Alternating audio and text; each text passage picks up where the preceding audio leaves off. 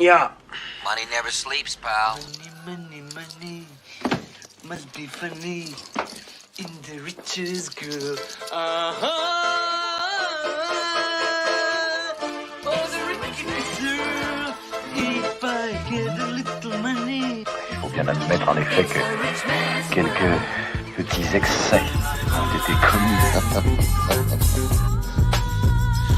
D'ailleurs, à propos de marge, je trouve un peu baroque de vous prêter à 8% du pognon que vous faites travailler à 20. Money. Ils avaient le droit de faire ça? Pourquoi? Le droit. Avec moi, vous êtes sûr de revoir votre argent. I want you to deal with your problems by becoming rich.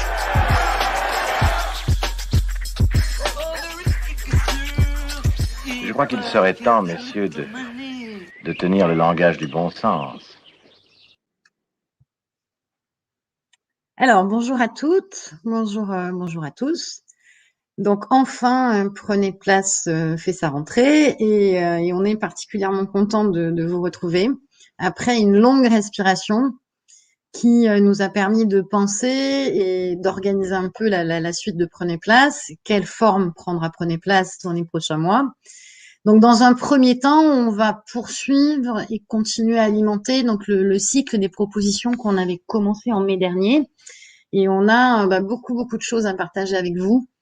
Donc, que contient et que contiendra ce cycle des propositions? Et puis, qu'est-ce qu'on entend par proposition? Donc, comme vous le savez, pour ceux qui nous ont suivis, donc du mois de février au mois de juillet, se sont déroulés 8 débats avec l'idée de questionner dans le temps et dans l'espace les liens existants ou possibles entre la monnaie, la notion de bien commun, plus précisément de commun, et la démocratie.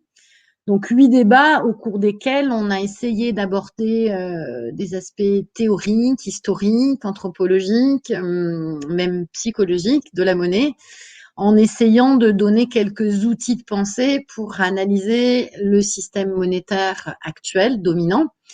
On a entrevu aussi d'autres possibilités, des alternatives monétaires, et il nous semblait évidemment essentiel, d'ailleurs dès le début de l'aventure, de prendre ensuite un temps pour aller découvrir dans le détail toutes ces alternatives au système actuel, en tout cas le système actuel dominant, et d'aller essayer de découvrir donc toutes ces respirations possibles, d'ouvrir un monde des possibles. Et nous en sommes là, justement, à ce moment précis, qui est particulièrement réjouissant, peut-être d'autant plus dans le contexte actuel. Donc, on va vous présenter donc tout ce qui fourmille, tout ce qui s'invente, se crée à l'échelle locale et translocale. Et voilà, ça nous paraît particulièrement riche et joyeux. Donc, le cycle des propositions, c'est tout ce qui est autre, tous les autres possibles, avec différents degrés de réalisation. C'est-à-dire que ce cycle regroupe donc à la fois des projets monétaires dont le point commun est d'être suffisamment aboutis pour pouvoir être mis en œuvre peut-être à l'avenir, et puis peut-être surtout des expériences en cours actuellement à des échelles différentes.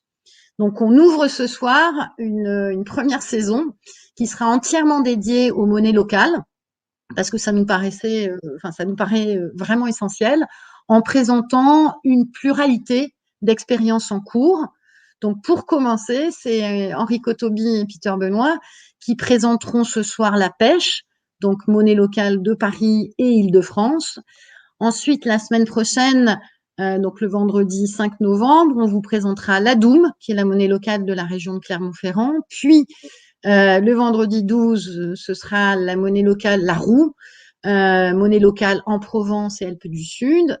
Et puis, on terminera par l'ESCO, donc monnaie locale régionale du Pays Basque et également première monnaie locale de France le 13 novembre. Et puis, on clôturera en fait cette première saison par un débat réflexion au cours duquel on va essayer de s'interroger sur l'évolution, l'avenir des monnaies locales. qui se déroulera vraisemblablement le vendredi 19 novembre. Voilà, donc je vais on va lancer la première question et puis je passerai ensuite la parole à Peter et Henri.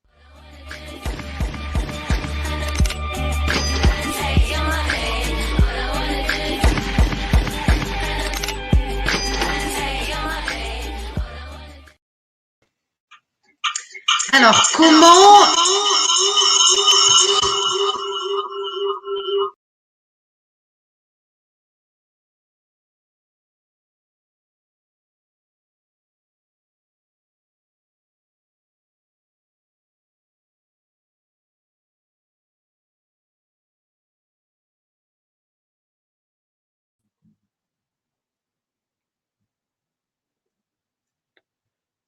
Oui, Henri, je te passe la parole donc pour cette première partie donc sur comment est née cette expérience de la pêche et puis comment ça fonctionne.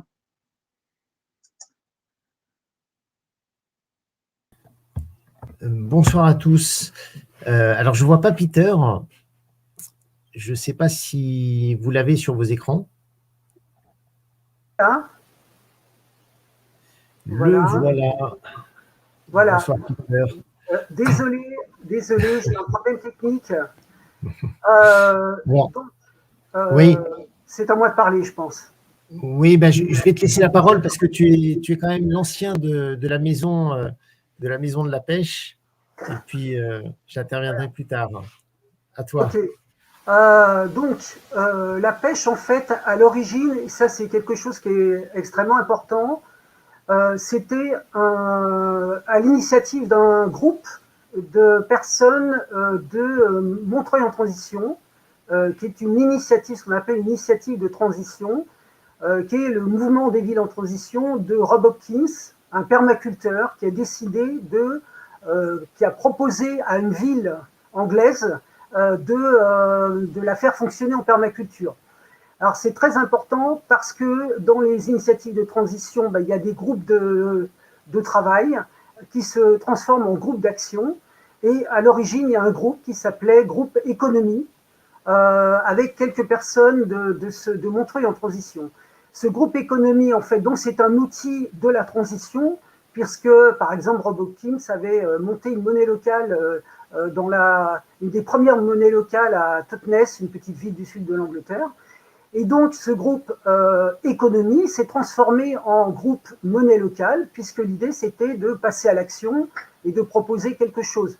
Donc, il faut bien situer la création de la pêche monnaie locale comme étant un outil de transition du mouvement des villes en transition.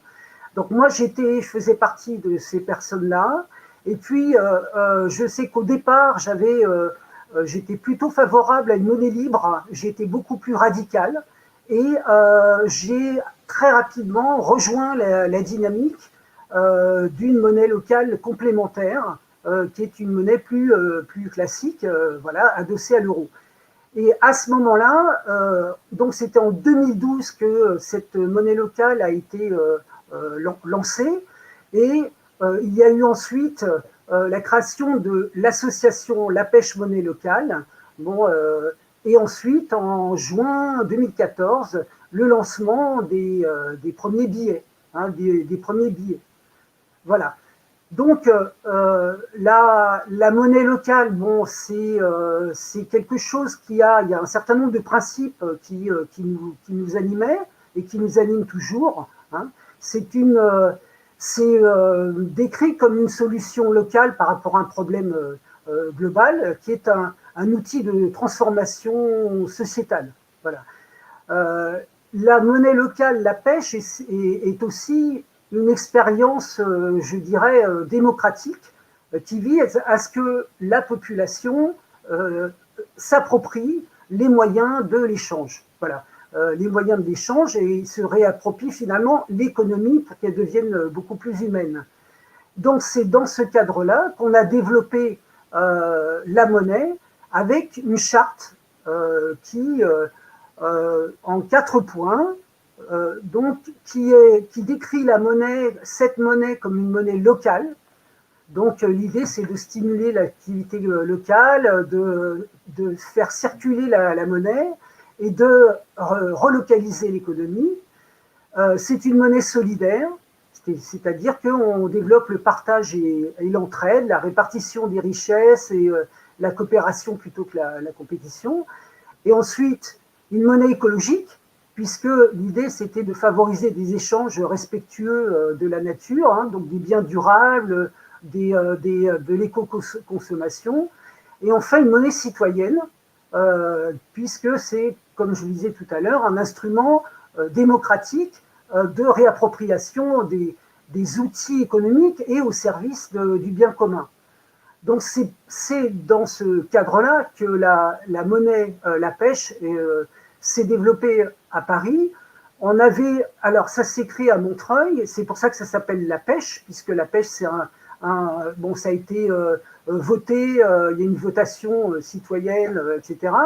La pêche, c'est un lieu, un endroit emblématique de Montreuil, mais dès le départ, la vocation, c'était une vocation régionale. Hein, et d'ailleurs, on a eu des subventions de la région, etc., pour pouvoir fabriquer les billets, c'est ce qui coûte le plus cher.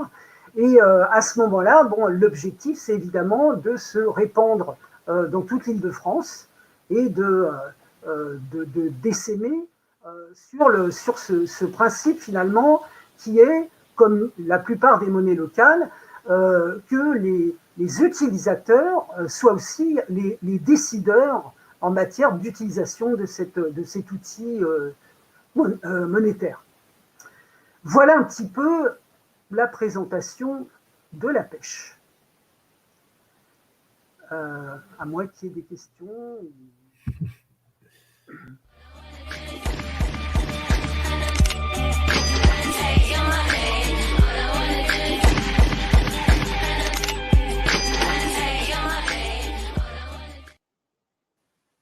Donc, est-ce que vous pouvez nous expliquer un peu plus en détail donc, où est-ce qu'en est aujourd'hui la pêche? Où est-ce que vous en êtes aujourd'hui?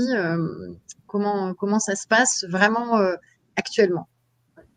Donc ça fait quand même quelques années que ça fonctionne. La pêche s'est développée d'une façon plutôt lente parce que bon, on est tous bénévoles. On a eu des services civiques par exemple qui ont fait un super boulot, mais c'est évidemment se répandre dans toute l'Île-de-France, c'est assez monstrueux comme travail. Et en fait, on en est aujourd'hui que finalement, il y a eu des îlots de militants, on peut appeler ça comme ça, qui ont développé la pêche dans leur commune et qui ont aidé à ce que ça se lance. Alors, il y a certaines communes où on va voir 3 commerçants seulement qui vont accepter la pêche. Et il y a une chose qui a été très intéressante, c'est que nous avons été rejoints par une association qui s'appelle MOPA, une monnaie pour Paris, qui a fini par nous rejoindre. C'est une association qui voulait développer une monnaie locale à Paris et ils n'ont pas pu le faire. Ils ont fini par nous rejoindre. Et c'est-à-dire, bon, c'est des forces évidemment beaucoup plus importantes pour pouvoir diffuser la pêche sur Paris et l'Ouest parisien. Et c'est ce qui nous a permis en fait de rebondir. Et pour l'occasion, on avait créé une fédération qui s'appelle REV, hein, donc je vous passe l'acronyme, mais c'est une fédération qui vise même à pouvoir intégrer éventuellement d'autres monnaies locales qui voudraient nous rejoindre, hein, et qui pourraient même garder leur propre monnaie, hein, pourquoi pas. Et finalement là, on a un objectif en fait de fusion. On est passé dans une dimension supérieure, c'est-à-dire qu'on va fusionner les 3 associations en une seule et avec 4 ou 5 objectifs assez ambitieux, mais qui sont la continuation de ce que nous faisons. C'est de poursuivre notre extension dans toute la France, dans toute l'Île-de-France, pardon. C'est de passer au numérique. Donc là, sans abandonner le papier, hein, il y a voilà, c'est de s'intégrer plus fortement dans des dynamiques écologiques régionales, comme par exemple le projet Karma, dans le cadre du triangle de Gonesse auquel nous participons. Et puis c'est continuer à œuvrer dans les alternatives solidaires, comme par exemple le travail qu'on fait avec le revenu de base ou la redistribution solidaire des pêches. Donc ça fait déjà 5 ou 6 objectifs qui sont quand même, en fait, qui vont nous permettre peut-être de nous développer, voilà, sur le plan, toujours dans l'Île-de-France, mais je dirais avec des dimensions complètement autres, hein, puisque quand on va passer au numérique, par exemple, ça va booster complètement tout ce qu'on peut faire avec notamment les fournisseurs, puisque là, l'idée, c'est de faire un cercle vertueux. Ça aussi, c'est un objectif, un cercle vertueux entre les consommateurs, enfin les utilisateurs, les consommateurs, ensuite les professionnels et ensuite les fournisseurs des professionnels. Et ça, c'est quelque chose qui est très, très important pour nous également. Oui, je rajouterais, quand tu as parlé justement de cette fusion des deux associations, donc de la pêche à Montreuil et puis de l'association MOPA, c'est vrai, pour que les gens comprennent, en fait, l'association MOPA a travaillé pendant 2 ans à peu près pour élaborer eux aussi une monnaie sur Paris. Et en fait, ils sont arrivés à la conclusion que ça serait quand même beaucoup plus logique de rejoindre la monnaie qui était déjà existante, donc la pêche, plutôt que de créer un autre outil monétaire sur Paris intramuros, qui aurait créé justement plusieurs monnaies parallèles, concurrentes, avec peut-être de plus grandes difficultés de développer. Et donc, d'où le fait qu'ils aient adopté la pêche. Et donc maintenant, l'étape suivante qui va se faire incessamment sous peu, parce que ça fait 1 an qu'on y travaille, donc une fusion des associations pour qu'il n'y en ait plus qu'une seule qui gère la pêche, et cette fois-ci sur l'ensemble de l'Île-de-France, hein, puisque la pêche maintenant s'est étendue jusqu'à l'ouest parisien, au nord jusqu'à Taverny, même Cergy. Voilà, donc il y a une vraie diffusion qui est en cours. Et je voulais aussi… Oui, je t'en prie. En même temps, depuis le départ, la pêche a toujours essayé de dialoguer avec, par exemple, des gens qui avaient essayé de monter des monnaies locales auparavant, etc. Et par exemple, on est en contact avec la Racine, et la Racine, c'est une monnaie locale qui a commencé, qui a démarré dans la vallée de la Bièvre, si mes souvenirs sont bons. Et c'est très intéressant parce que il peut y avoir éventuellement des collaborations. Voilà, la Racine gardant sa monnaie, par exemple. Bon, mais ça, on ne sait pas ce que ça va donner. Mais en tout cas, l'idée, c'était quand même de faire une structure qui est plus grosse, qui est plus centralisée pour des raisons pratiques, mais qui n'en est pas moins ouverte à toutes les collaborations, les possibilités, y compris avec d'autres monnaies locales. Je crois que c'est la vallée de la Chevreuse pour la Racine. Ouais. Pour la Racine.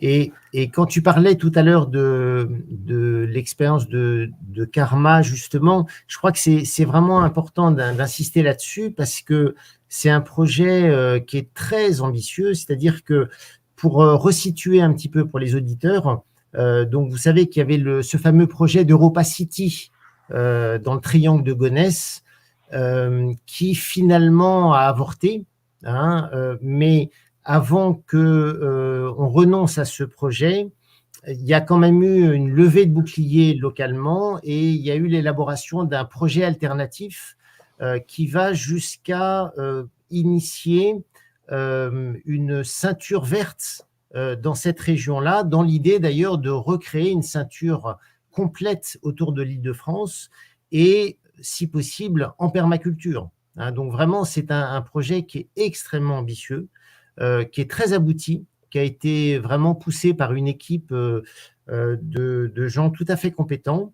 Et du coup, au niveau de la pêche, on était rentré en contact avec eux et ils ont été convaincus de l'utilité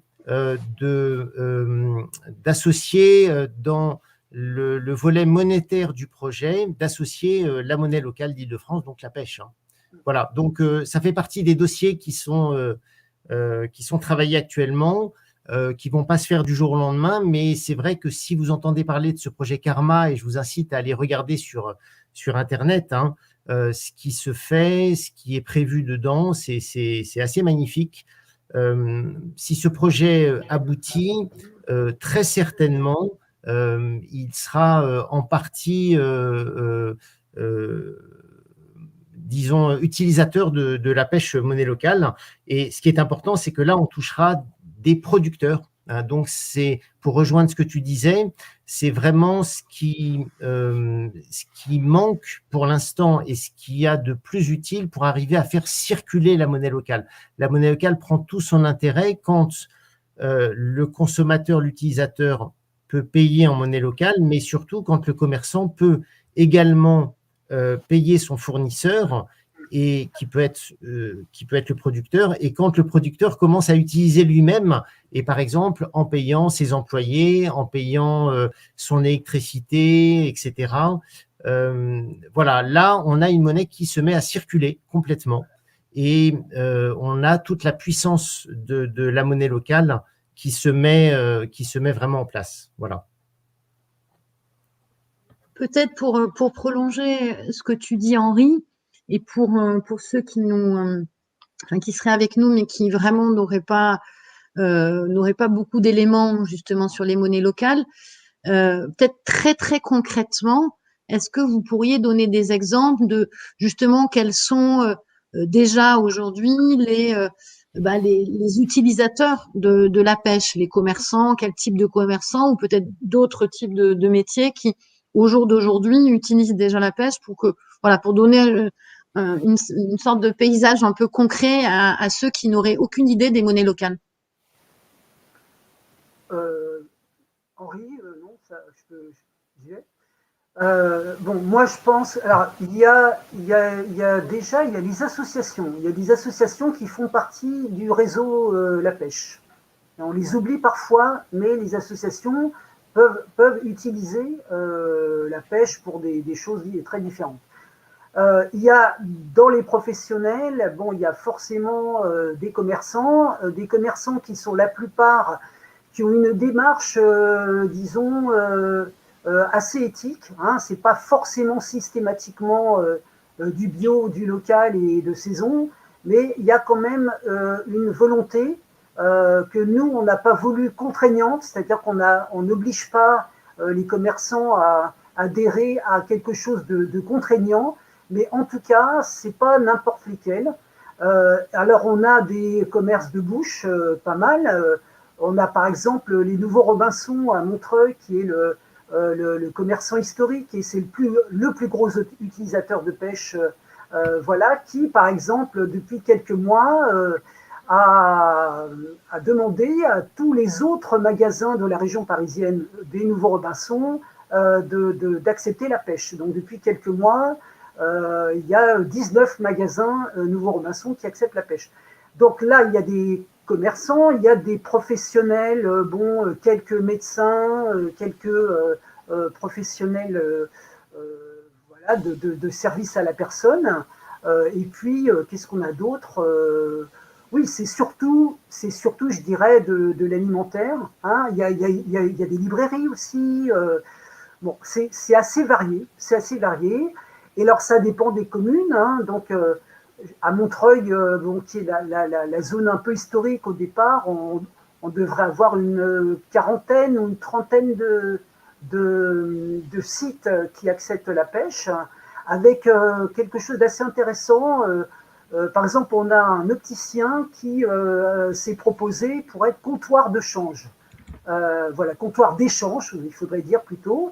Et ce qui est très pratique, parce que plutôt que d'aller échanger ses euros contre ses pêches chez un bénévole, eh bien là, on va chez l'opticien et on échange ces euros contre des pêches.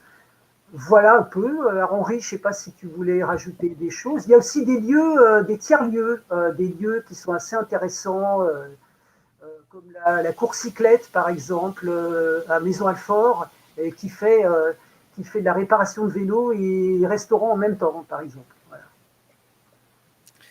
Oui, on pourrait citer aussi l'expert comptable qui est sur la liste des professionnels de la pêche.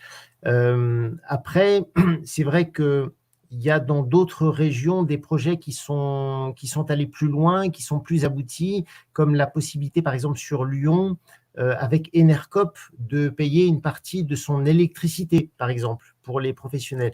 Donc, c'est vraiment un champ qui peut s'élargir énormément. On peut envisager, par exemple, la location de locaux qui pourraient être payés en pêche, par exemple. Voilà, toutes sortes de services à la personne. Donc, pour avoir une idée plus précise, il suffit d'aller sur le site internet de la pêche et on vous mettra le lien en description, où là, vous avez assez facilement accès à la liste de tous les professionnels et tous les commerces qui acceptent la pêche.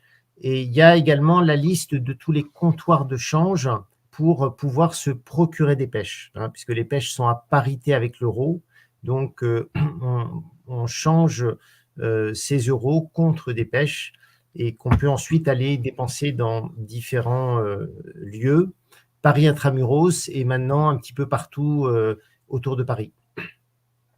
Et alors, on espère bien, à un moment donné, pouvoir faire bouger un peu les collectivités locales, évidemment, puisque l'idéal, ce serait de pouvoir aller à la piscine, payer sa piscine en pêche, ou son cours de flûte, voilà. Mais bon, ça, c'est pas encore, voilà, ça demande beaucoup d'énergie, mais bon, c'est quand même en projet. Ça pourrait participer à un décollage un peu plus important. Voilà. Et je rajouterais là-dessus que c'est une des difficultés qu'on peut avoir sur une mégapole comme Paris, la région parisienne.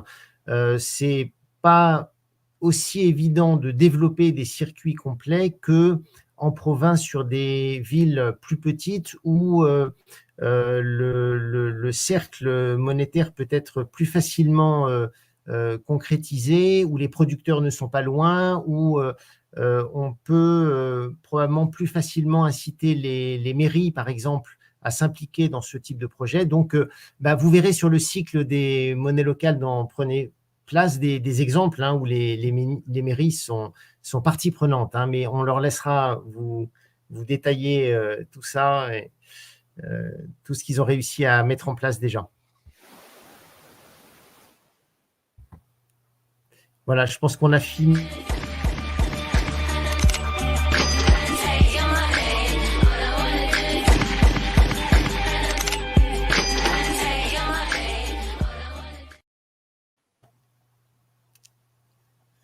Pardon Henri, je t'ai coupé la parole, je suis désolée.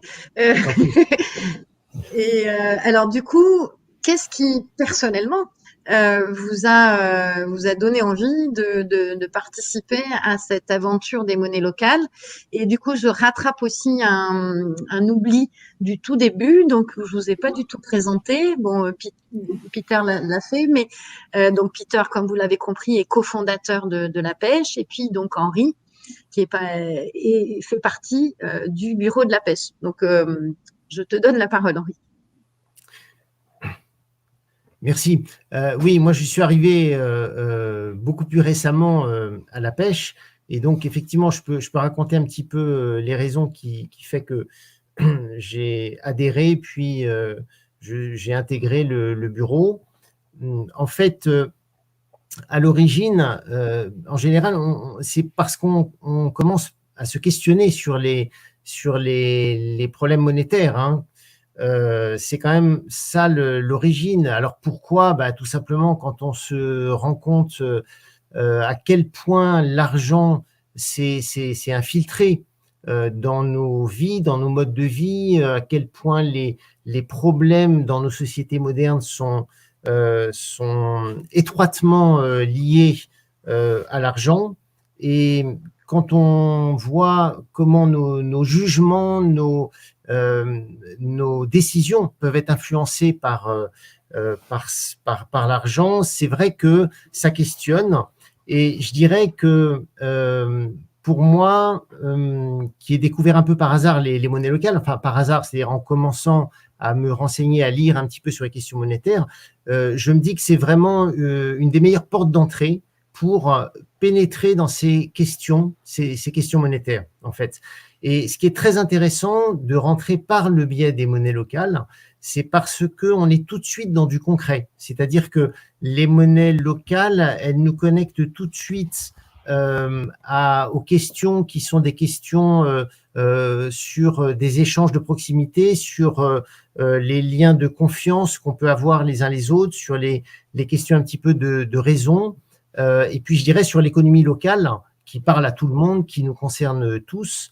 Et c'est quand même très, très lié à la dimension écologique dans nos modes de consommation.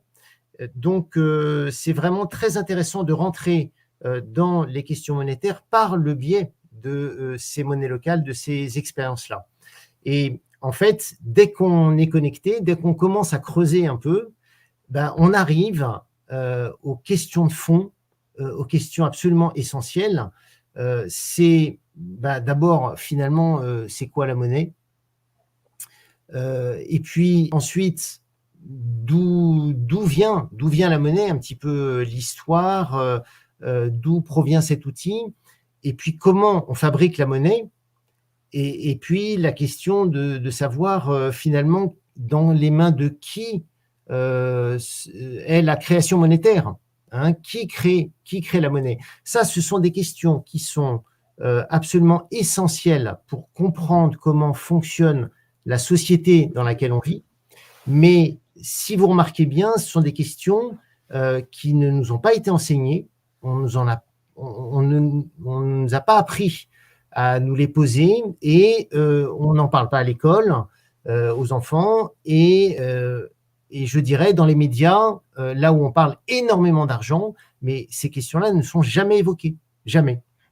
Donc, c'est, voilà, je dirais quand on est rentré dans ces réflexions-là, à ce moment-là, forcément, on prend conscience que la monnaie qui, à l'origine, est un simple outil, hein, c'est un outil inventé par les humains, en fait, c'est assurément un levier qui est un levier extrêmement puissant sur nos modes de vie, en fait, sur nos choix de société. Et ce levier, il est utilisé pour le meilleur ou pour le pire, hein. Bon, voilà. Donc, je dirais, moi, personnellement, c'est comme ça que je suis rentré dans les monnaies locales en me rendant compte très rapidement que la différence des monnaies locales par rapport à l'outil monétaire qu'on a l'habitude d'utiliser, en l'occurrence chez nous en ce moment, l'euro, c'est que c'est une monnaie qui ne fait que circuler, mais elle circule que dans l'économie réelle, l'économie concrète, en fait. Ça, c'est vraiment une spécificité, contrairement à l'euro et aux monnaies internationales. D'autre part, c'est une monnaie qui ne sert que à l'échange pour faciliter les échanges de biens et de services, en fait, hein. C'est une monnaie qu'il n'est pas très intéressant d'accumuler.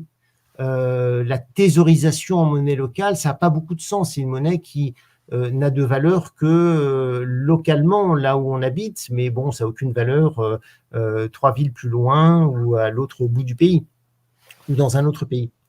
Et donc, en fait, du coup, concrètement, cette monnaie-là, en fait, elle ne peut pas être captée par le système bancaire. C'est une monnaie qui ne peut pas se retrouver sur les marchés. Et ça, c'est quand même une très grosse différence et je dirais une garantie que l'outil monétaire qu'on utilise, eh ben, il va servir concrètement à l'économie réelle dont on a besoin et a fortiori l'économie locale de là où on vit, hein. Voilà, donc pour, je dirais un peu, pour une synthèse un peu de ce point, je dirais que quand on s'est familiarisé avec les monnaies locales, on se rend compte que c'est un excellent outil pour aider à la relocalisation. C'est un outil qui clairement favorise les circuits courts, qui est parfaitement adapté aux circuits courts. Et c'est un outil qui peut tout à fait nous aider à redevenir, on va dire, plus vertueux avec la nature, en fait. C'est quand même, là, on est dans des grands enjeux de société et d'époque. Et donc, en fait, cet outil-là, quand on l'utilise, il permet de réorienter assez facilement nos modes de production et nos modes de consommation. Et cette fois-ci, dans une bonne direction, enfin, dans une direction plus souhaitable. Voilà, un petit peu comment je suis arrivé à la conclusion que c'était une très très belle initiative que de me rapprocher, de rentrer et puis maintenant de participer à cette aventure.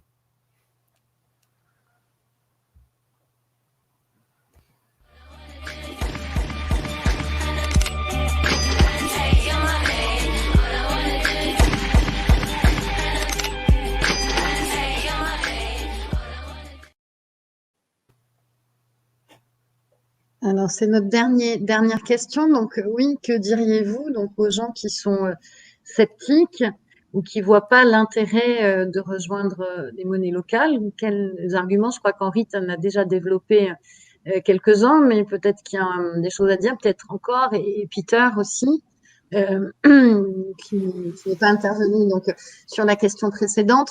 Peut-être aussi, parce qu'il faut le dire quand même, l'argument qui est souvent donné pour justement peut-être minimiser l'impact des monnaies locales, c'est de dire, bon, la monnaie locale est adossée à l'euro, alors finalement, bon, c'est un peu pareil.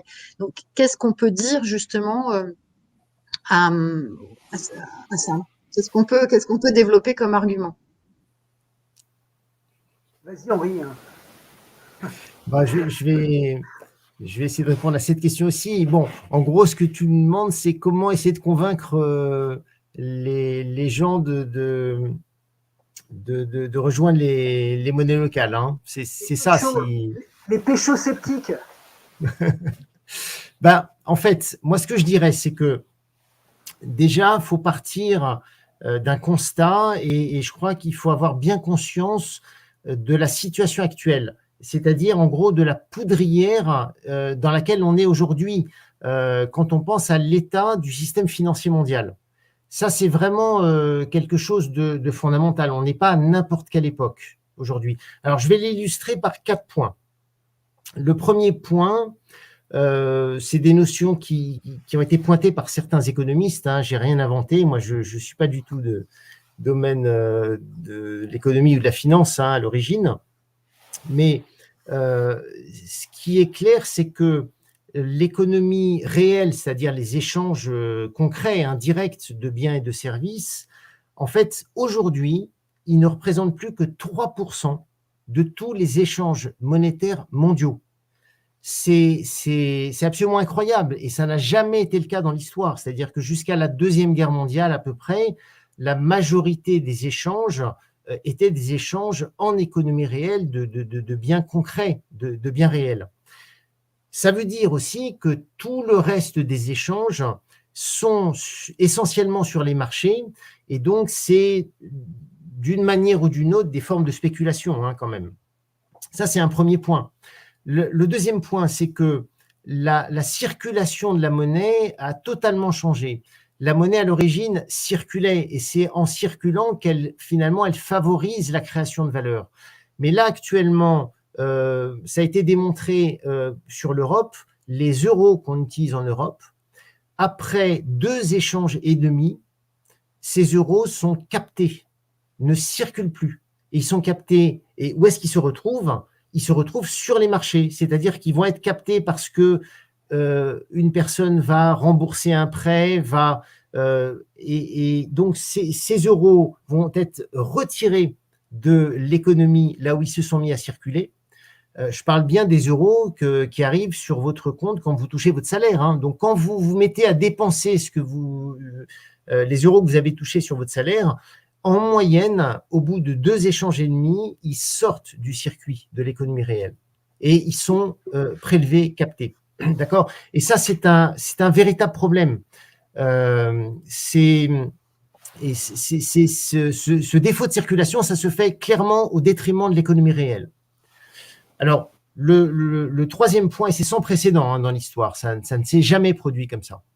Le troisième point, c'est évidemment la question de la dette qui était déjà monstrueuse avant la crise du Covid et qui est littéralement en train d'exploser.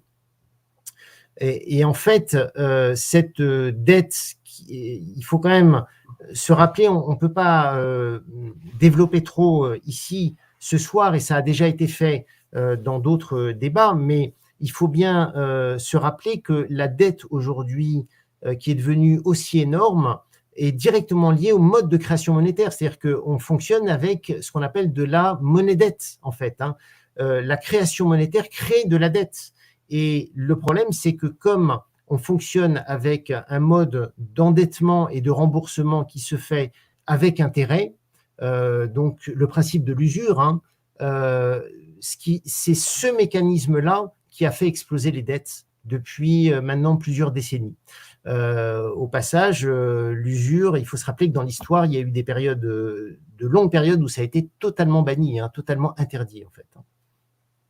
Donc, ça, c'est vraiment un point qui est essentiel pour se rendre compte de la gravité de la situation financière et monétaire internationale aujourd'hui. Et le quatrième point que je voulais rappeler, c'est qu'on entend quand même de plus en plus parler de cette fameuse question de la réinitialisation du système monétaire. Hein, on en parle à Davos, on en parle dans les grandes réunions internationales au niveau du FMI, etc.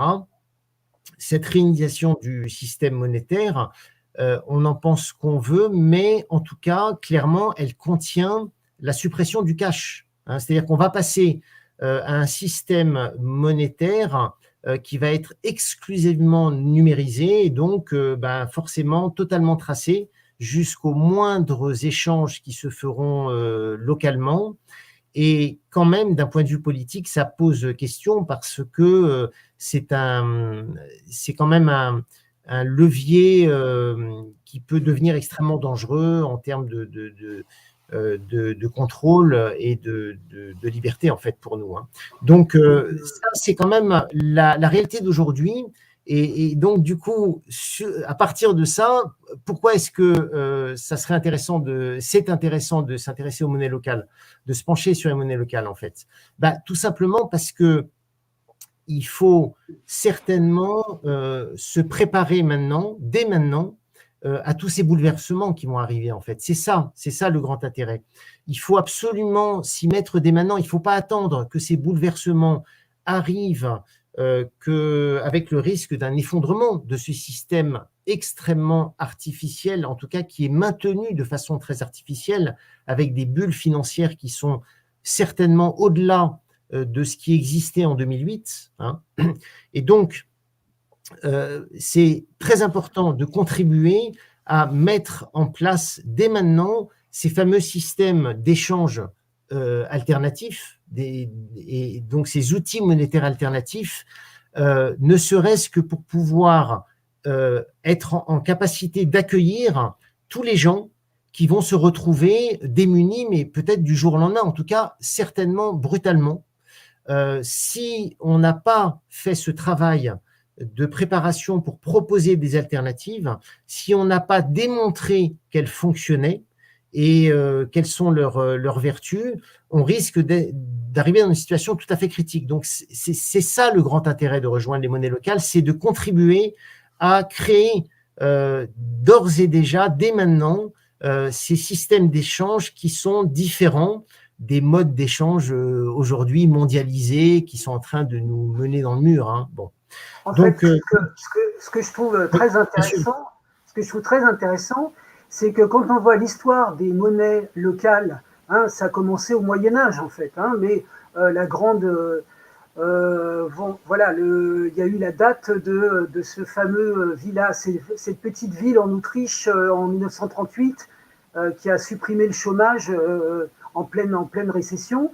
Eh bien, en fait, finalement, les monnaies locales, elles étaient plutôt plutôt libres, c'est-à-dire ils étaient plutôt pas adossés à une monnaie supra-machin. Et en fait, ce qui est intéressant, c'est que la monnaie locale complémentaire, classiquement adossée à l'euro, eh bien en fait, elle contient en elle-même la possibilité de s'émanciper. Je pense que c'est le système lui-même, que c'est un peu dans l'ADN du principe de la monnaie locale.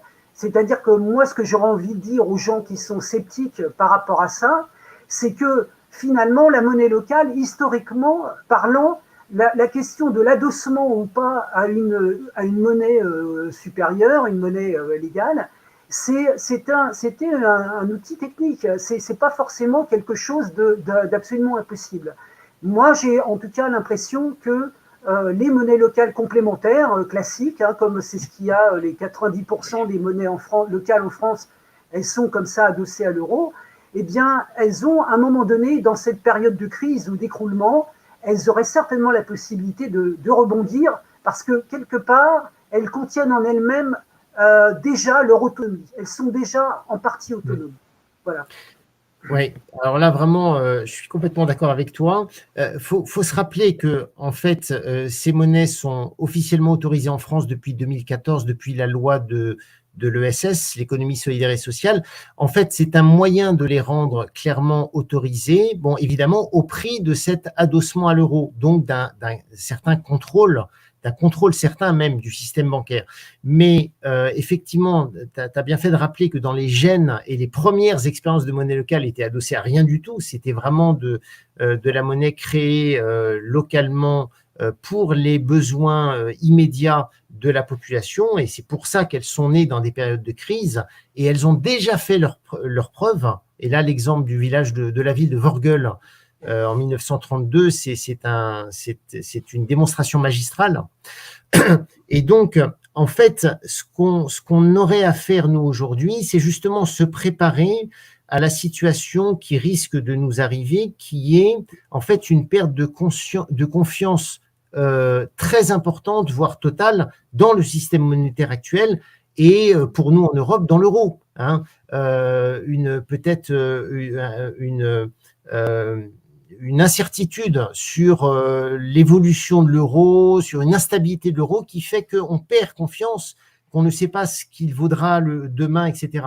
Et donc, dans cette hypothèse-là, si on a déjà construit sur la base de monnaie locale des réseaux qui sont ancrés sur des circuits courts et sur une économie réelle qui nous est indispensable au quotidien, à ce moment-là, il y aura certainement une possibilité de dénoncer cette parité, en tout cas de finalement couper le cordon avec l'euro et de continuer à fonctionner de façon autonome avec notre propre outil monétaire dans lequel les gens localement finalement auront plus confiance que dans l'euro qui sera en train de fluctuer et de façon totalement incontrôlable pour les gens localement. Oui.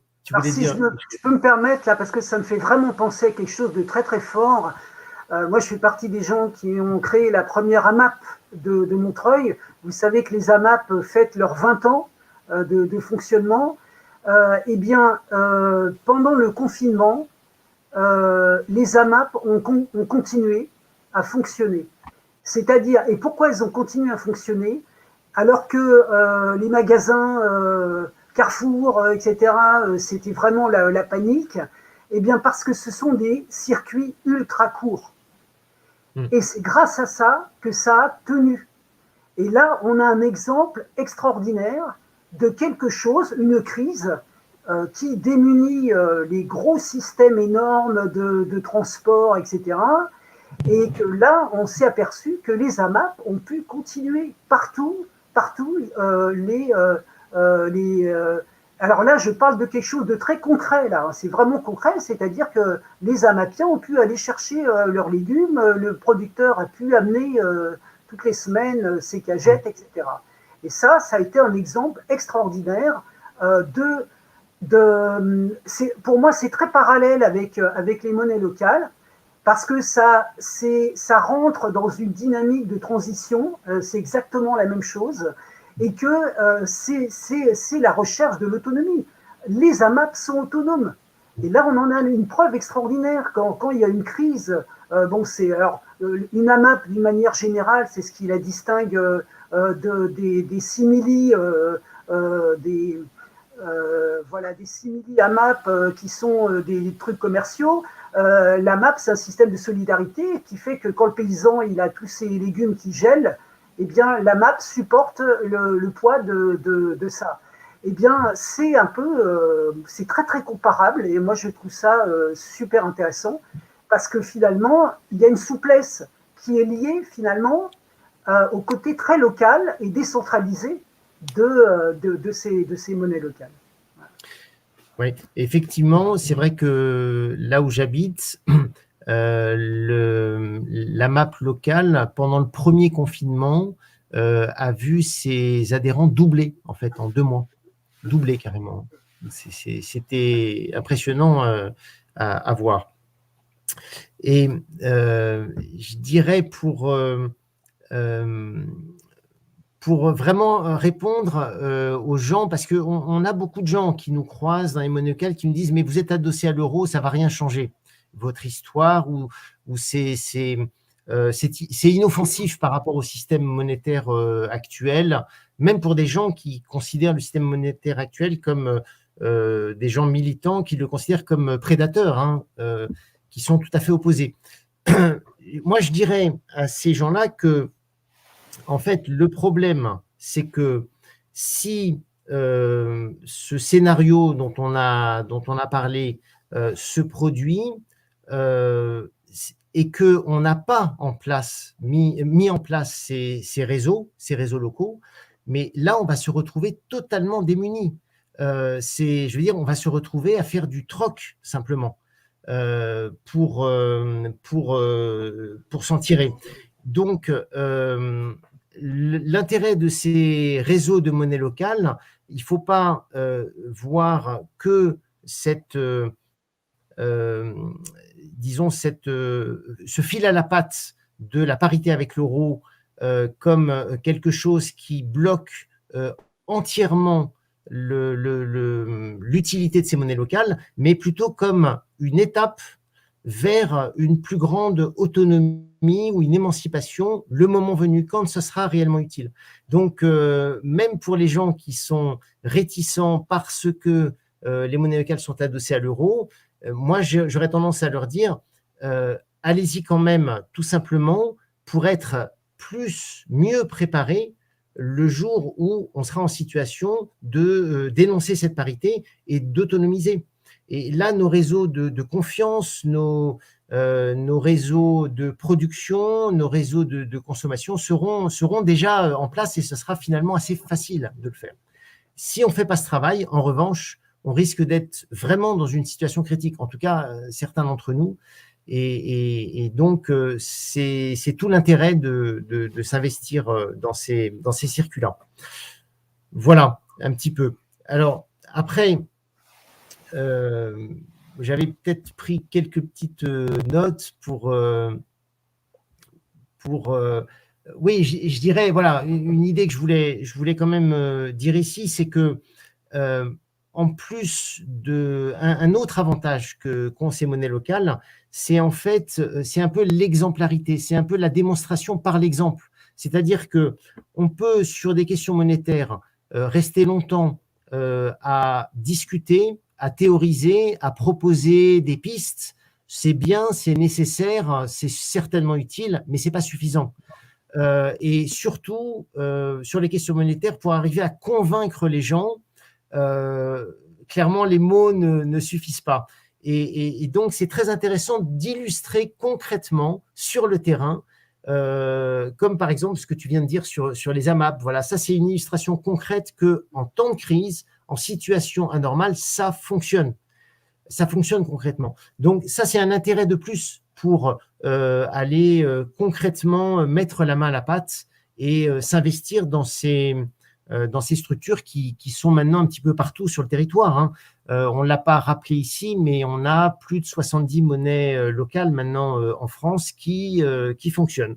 Donc, la totalité du territoire n'est pas couvert, mais je dirais qu'une bonne moitié du territoire en France est maintenant couvert par ces monnaies locales. Voilà, Emmanuel.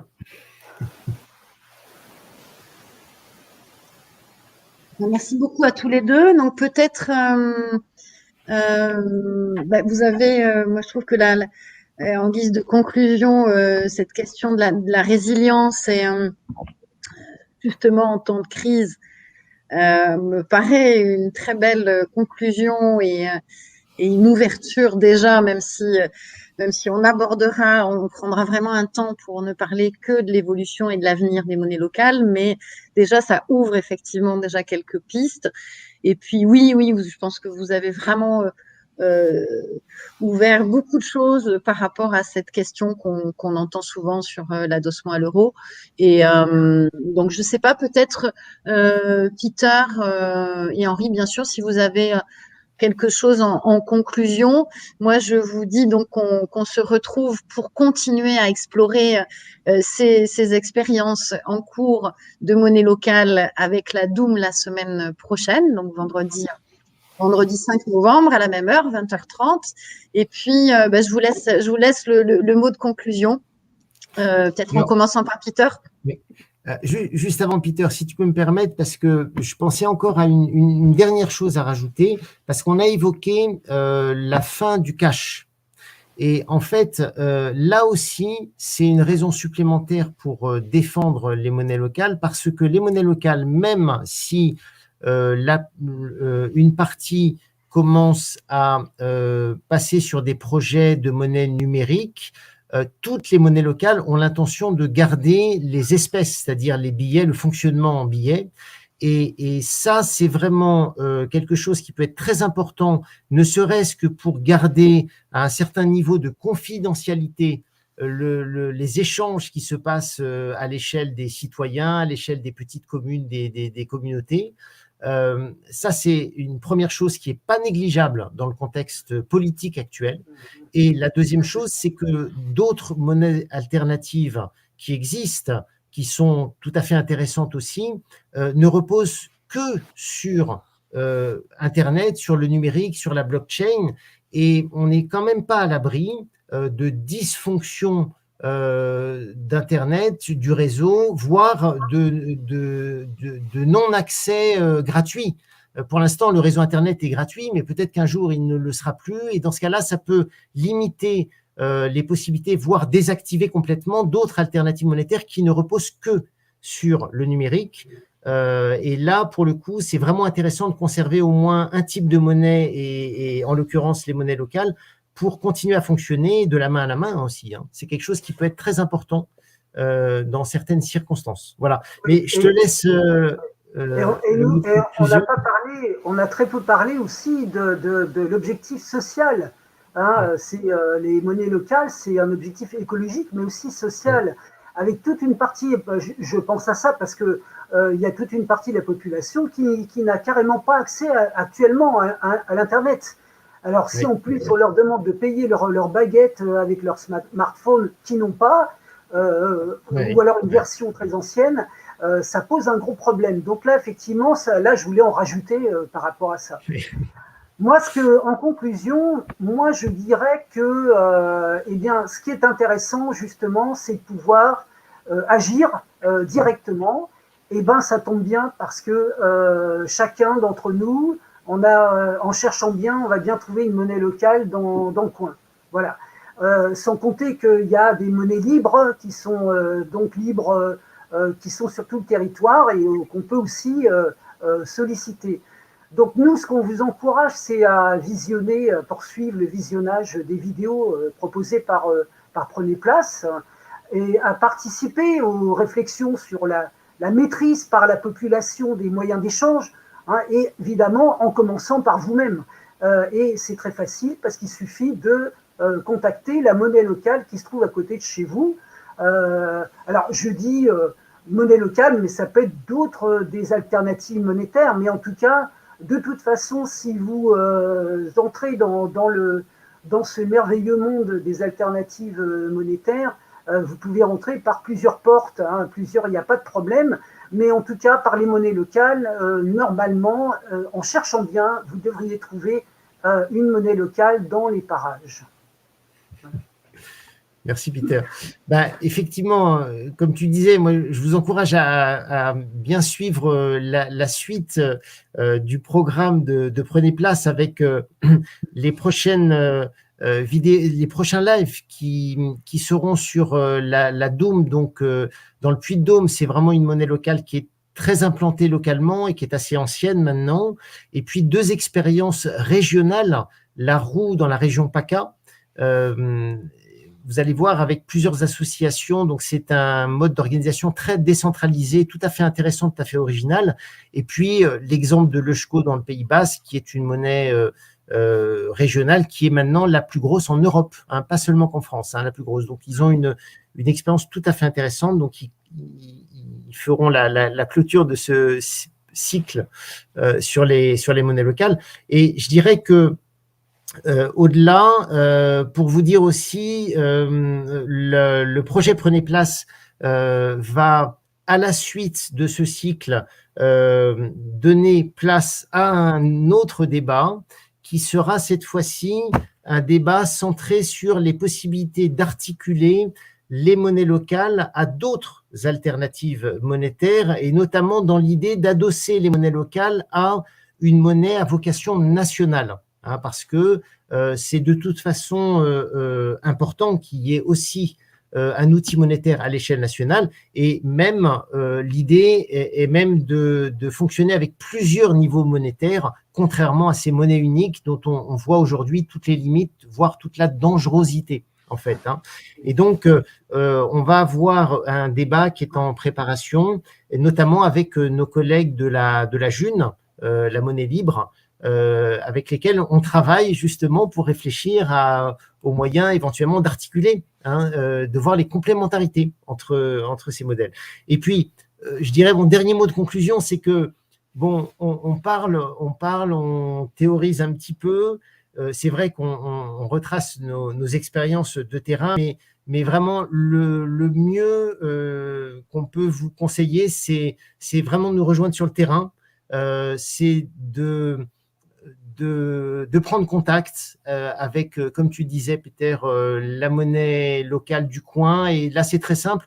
On vous mettra en lien le site des monnaies locales en France, donc le site national, où vous pouvez trouver la totalité des monnaies locales et les moyens de les joindre le plus simplement du monde. Et vous allez rencontrer des gens qui sont engagés, mais voilà, des belles personnes qui vont sûrement vous donner envie de continuer l'aventure avec eux. Voilà. Bon, je vous dis à une prochaine.